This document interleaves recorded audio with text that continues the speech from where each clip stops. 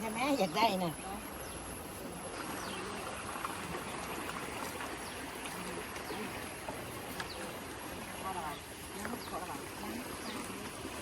วิวยามเช้าให้เบิ่งยามเช้าแม่น้ำกันเลยไหมเอาโมมาอยู่กลางดอกมาเดี๋ยวนะจ๊ะถ่ายวิดีโอนะจ๊ะข้างนั้นเด้อขัดสันตกหน้าเมืองเครื่องเด้อเพื่อนกระบาเมืองเครื่องเวลาเศร้าใส่บาตรตอนเช้าคนมีความหันงานตลอดเด็กทำไมจะพูดดีอย่างนี้คะ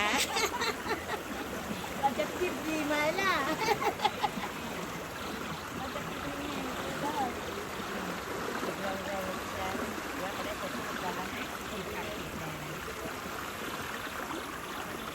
ออกแค่ไหน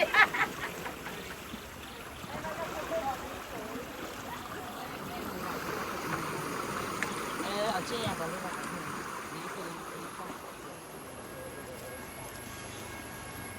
เงินเราไม่สามารถขายของอยู่แล้วเลยได้แล้ว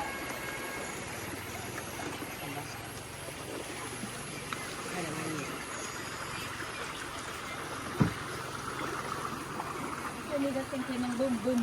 ยู่นะไอ้นาข้างนอกดูมันแบบนั้น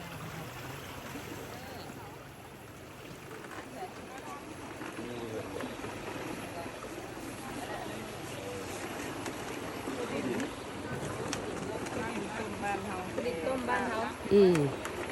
เท่าไหร่หันเท่าไหร่เงินบางร้านมาให้เราเบิด